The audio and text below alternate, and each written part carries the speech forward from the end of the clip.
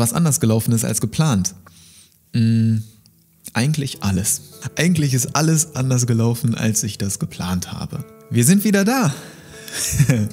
Welche Erfahrungen haben mich am stärksten geprägt? Um in diese Frage reinzustarten. Vielleicht, wenn du jetzt gerade das Video bei YouTube schaust, erkennst du einen kleinen Wechsel in meinem Outfit und das hat einen Grund. Denn vielleicht hast du das meiner Instagram-Story auch entnommen oder das da verfolgt, dass ich gestern hier diese Podcast-Folge aufgenommen habe und eine gute Stunde mit dir hier gesprochen habe und dann aber nicht das 30 Minuten Aufnahmelimit von der wundervollen Sony-Kamera beachtet habe. Und diese Tatsache hat mich gestern natürlich ein bisschen aufgeregt. Das ist einfach das perfekte Beispiel für diese Reflexion und für dieses Jahr, weil es genau diese Themen, genau diese Erfahrungen, die mich am stärksten geprägt haben, deswegen starte ich jetzt mit dieser Frage auch wieder rein, das perfekt widerspiegelt. Die Themen annehmen, akzeptieren und loslassen. Das sind Themen, die sich das ganze Jahr über regelmäßig wiederholt haben, die sich immer wieder in alltäglichen Situationen und in größeren Situationen bei mir wiederholt haben. Und auch gestern, das passt einfach perfekt. Das ist so, ich muss jetzt im Nachhinein wirklich drüber lachen, weil es dann einfach diese Reflexion und das Jahr perfekt widerspiegelt. Dass eben solche Sachen auch nicht immer alle sofort perfekt laufen. Dass eben Podcast- und Videoaufnahmen auch nicht immer nach so einem Skript ablaufen, wo du sagst, okay, das ist jetzt mein Plan, das ist meine Reflexion und tak, tak, tak, tak, tak, Punkt für Punkt abgearbeitet, alles fertig, wunderbar, Jahr beendet. Nee, läuft nicht immer so.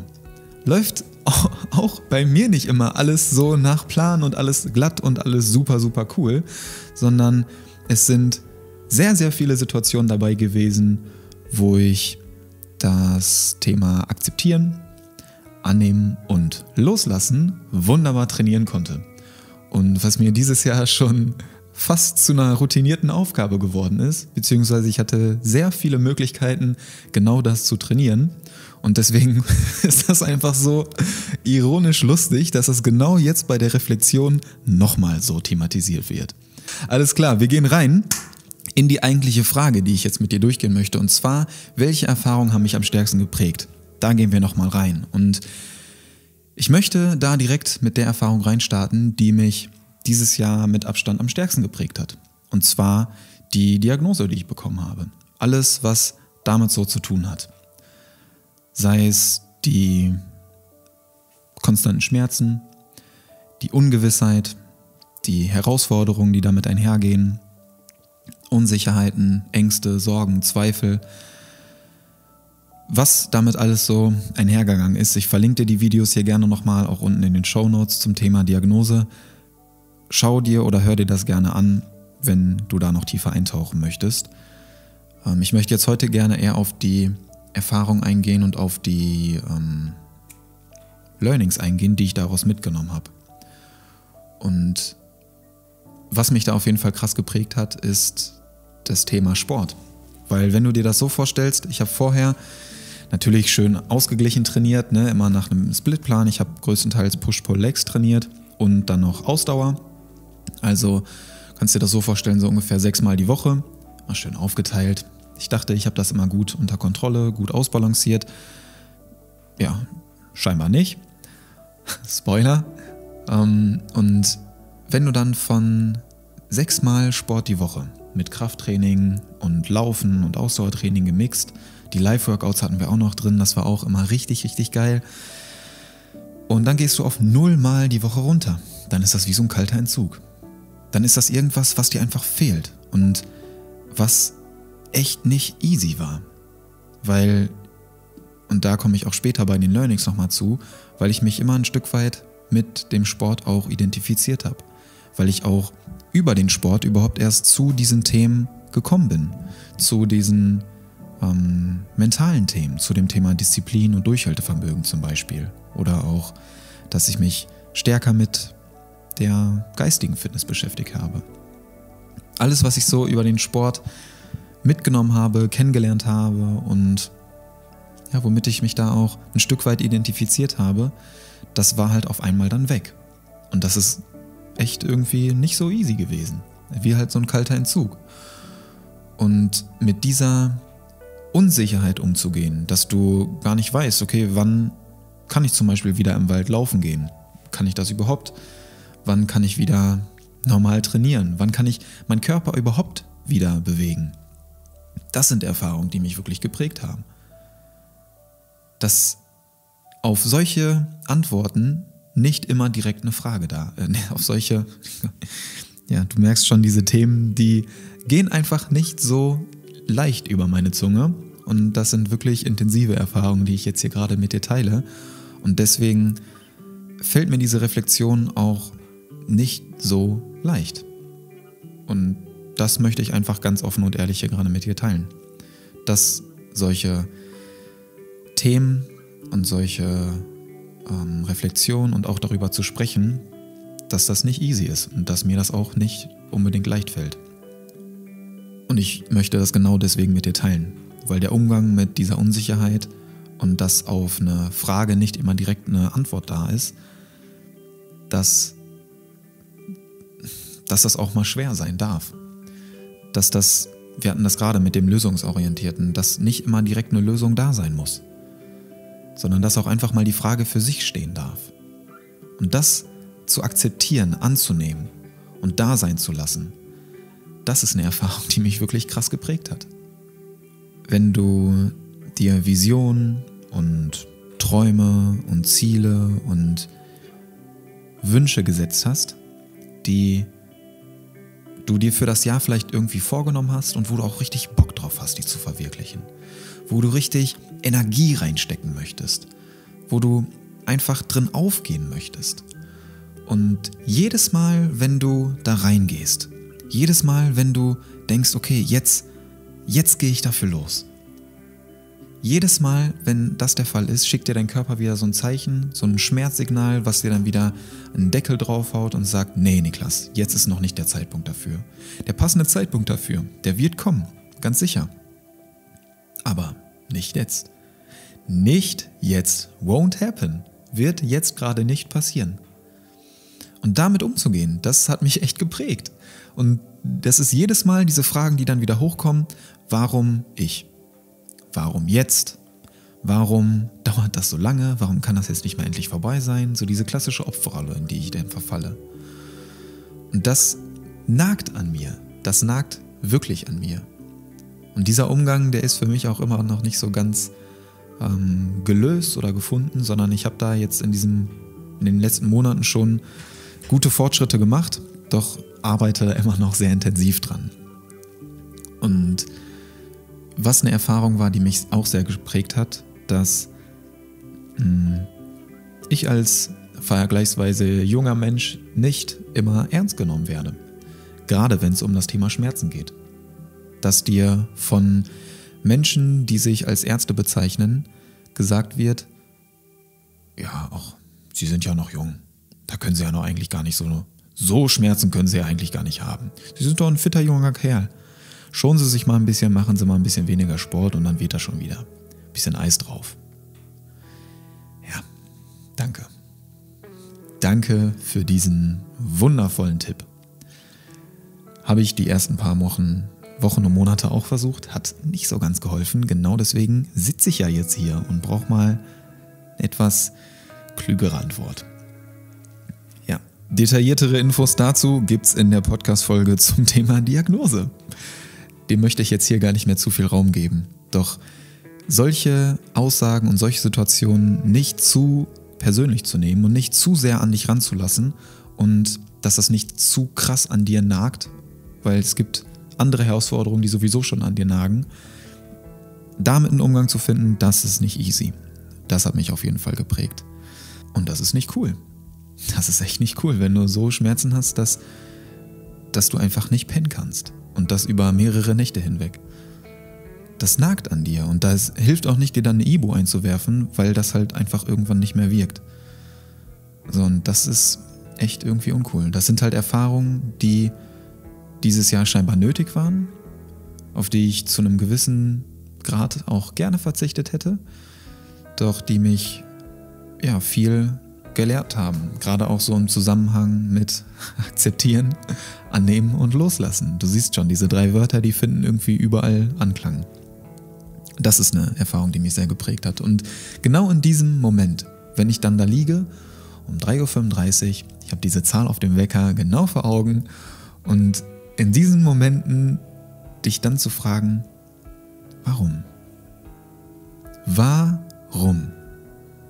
Warum? Sorry für den Ausdruck. Warum ich? Warum jetzt? Warum so lange? Warum? Warum einfach? Und da nicht diese Zuversicht zu verlieren oder das Vertrauen zu verlieren. Da diese Kraft aufzubringen, dass du irgendwie daran glaubst, okay, da ist irgendwie ein tieferer Sinn dahinter. Da steckt eine Botschaft dahinter.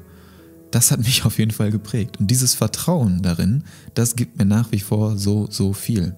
Weil ich der festen Überzeugung bin, dass das alles irgendwie einen Grund hat. Und vielleicht habe ich diesen Grund auch schon in Ansätzen erkannt, doch ich bin ebenfalls der festen Überzeugung, dass ich das wahre Ausmaß erst noch erkennen werde, dass sich das noch zeigt. Und das darf auch gerne noch ein bisschen dauern. Erfahrungen, die mich noch geprägt haben. Meditation, dass Zeit für mich, Zeit, die ich nur in mich investiere, wirklich produktiv ist. Und das meine ich genauso, wie ich sage. Ich habe dazu auch schon ein paar Videos und Podcast-Folgen aufgenommen, dass Pausen und Spaziergänge, Zeit, die du nur mit dir verbringst, wirklich produktiv ist. Weil wenn du immer nur gibst, immer nur Zeit irgendwie in andere investierst und machst, leistest, tust, aber nicht lädst, ist dein Akku irgendwann leer. So, und wenn wir das Handybeispiel wieder reinbringen oder Laptop oder irgendwas Technisches, dann kannst du nur bis zu einem gewissen Grad deinen Akku ausschöpfen. Irgendwann funktionierst du nur noch im Stromsparmodus, kannst nicht deine volle Leistung abrufen und irgendwann ist dein Akku einfach leer. So, und dann geht gar nichts mehr. Und bei dem Handy ist das logisch. Wenn der Akku leer ist, zack, ans Ladekabel, fertig. Weiter geht's. Wenn jetzt aber dein Körper oder dein Geist, deine Seele nach einer Ladepause schreit, dann ist das irgendwie so, dass wir sagen, ja, ach, mal schauen, da habe ich gerade keine Zeit für. Nimmst du dir die Zeit aber nicht, wird das irgendwann eingefordert. Und das war zum Beispiel jetzt bei mir dieses Jahr der Fall, dass ich da immer nicht so wirklich drauf gehört habe, wenn mir mein Körper mal ein Zeichen geschickt hat und da immer gesagt habe, ja komm, mache ich irgendwann mal, wenn ich Zeit dafür habe. Und jetzt musste ich mir Zeit dafür nehmen. Und soweit muss es aber gar nicht erst kommen. Und da habe ich Erfahrungen gemacht, die mich auch geprägt haben, gerade in Bezug auf Meditation, dass ich da ja neue Bereiche irgendwie kennenlernen durfte. Gerade auf der feinstofflichen Ebene, wenn es um Energien geht, wenn es darum geht, mit Joe Dispenza zum Beispiel, die Meditation oder die Bücher, die ich gelesen habe, Ein neues Ich und Werde übernatürlich, klare Empfehlung, dass ich da noch mehr auf der feinstofflichen Ebene arbeite, in Kombination mit der medizinischen Ebene zum Beispiel. Was meine ich damit? Dass die Magie irgendwie auf der feinstofflichen Ebene beginnt. Was meine ich damit? Zum Beispiel mit Manifestieren. Wenn du dir Gedanken kreierst und Emotionen damit verbindest, dann erschaffst du diese Realität schon auf der feinstofflichen Ebene. So, und wenn du dich dann mit diesen Energien wirklich verbindest, die in dir schon spürst und dich darauf vorbereitest, dann realisierst du das auch in deiner physischen, materiellen Realität. Das heißt, das beginnt alles auf der feinstofflichen Ebene, bis du es dann auch in der physischen Ebene kreierst. Und das hat mich die Meditation auf jeden Fall dieses Jahr gelehrt. Das ist eine Erfahrung, die ich da sehr intensiv gespürt habe. Und dass Heilung, besonders die innere Heilung, unabhängig von Raum und Zeit geschieht. Dass du jederzeit Zugriff darauf hast und dass alles im jetzigen Moment geschehen kann und auch geschieht. Die innere Ruhe, die du in dir spürst, dass dieses Gefühl wirklich die Voraussetzung ist für ein glückliches Leben. Weil wenn du immer nur von A nach B hetzt, von Termin zu Termin, Punkt zu Punkt, dann hast du irgendwie Unruhe, dann fühlst du dich immer irgendwie gestresst, gehetzt und kannst nie so wirklich mal in diesem Moment einfach nur bei dir ankommen und Ruhe finden. Das heißt, du bist immer irgendwie unzufrieden oder unglücklich, weil du das, was du gerade tust, gar nicht wirklich genießen kannst. Weil immer das nächste und das nächste kommt. Das heißt, wenn du innere Ruhe spürst und wirklich mal nur gerade hier bist, dann empfindest du Glück. Und deswegen ist innere Ruhe für mich so die Voraussetzung für Glück. Eine Erfahrung, die mich noch stark geprägt hat, dass ich spüren durfte, dass ich mit meiner Energie, mit dem, was ich euch teile, mit den Impulsen, mit den Botschaften, dass ich euch damit wirklich erreichen kann. Dass ich damit wirklich etwas in euch bewirken und berühren kann. Das ist eine Erfahrung, die mich dieses Jahr auch sehr geprägt hat. Vor allem, wenn ich, und das ist ganz wichtig, vor allem, wenn ich einfach ungefiltert und authentisch genau das teile, was mich gerade beschäftigt. Und genau deswegen nehme ich dir das jetzt hier auch alles ungefiltert und authentisch, so wie es gerade durch meinen Kopf geht, nehme ich dir das jetzt hier gerade auf. Weil darin die größten Schätze verborgen liegen.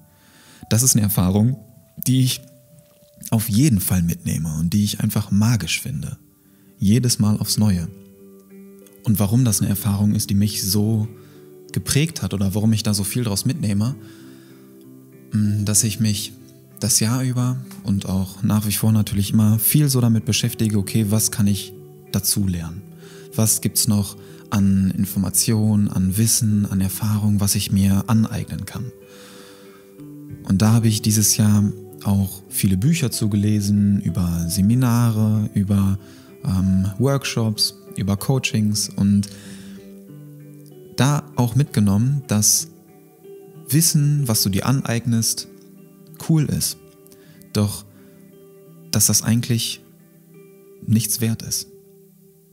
Dass Wissen gut ist, doch Wissen alleine ist gar nichts wert. Je mehr ich irgendwie gelesen habe und je mehr ich mir Wissen angeeignet habe, desto mehr hatte ich das Gefühl, dass ich weniger weiß. Je mehr du weißt, desto weniger weißt du eigentlich. Wissen ist erst wertvoll, wenn du das mit deinen eigenen Erfahrungen wirklich lebendig machst. Wenn du durch deine eigenen Erfahrungen dem Wissen Leben einhauchst. Wenn du das, was du liest, wenn du das, was du von anderen lernst, mit deinen eigenen Erfahrungen fütterst. Und durch deine Erfahrungen dann diese Dinge lernst und das dadurch weißt. Weil dann hat das wirklich diese Kraft. Dann hat das wirklich diese Energie und diese Power, die dahinter stecken. Das ist das, was Wissen wirklich erfahrbar macht. Weil deine Energie spricht lauter, als Worte das jemals könnten. Und mit deinen Worten kannst du Wissen vermitteln. Mit deiner Energie vermittelst du Erfahrung. Und das macht dein Wissen erst wirklich wertvoll, wenn du das mit eigenen Erfahrungen wirklich erlebbar machen kannst, für die Leute greifbar machen kannst, dass du das auch wirklich spüren kannst, was dahinter steckt. Und deswegen nehme ich dich hier so detailliert mit in meine eigenen Erfahrungen, in das, was mich dieses Jahr geprägt hat. Teil dir meine Erfahrungen und das, was ich daraus mitnehme, das, was ich dadurch gelernt habe und was ich deswegen weiß. Das teile ich hier mit dir, das teile ich hier ganz ungefiltert und offen mit dir. Und genau deswegen spürst du auch diese Energie dahinter, genau deswegen kannst du das für dich mitnehmen und für dich erfahrbar machen. Und das macht dein Wissen wertvoll. Nicht nur ein Wissen an sich, sondern deine Erfahrung, kombiniert mit Wissen. Das ist der Holy Grail dahinter. Das ist das, was wirklich, Leben verändern kann. Und das miterleben zu dürfen, das ist einfach eine sehr, sehr wertvolle Erfahrung, die ich dieses Jahr auf jeden Fall mitnehme und wofür ich unglaublich dankbar bin. Alright, wir gehen weiter zur nächsten Frage und zwar, was ich mir für meine persönliche Entwicklung 2023 wünsche.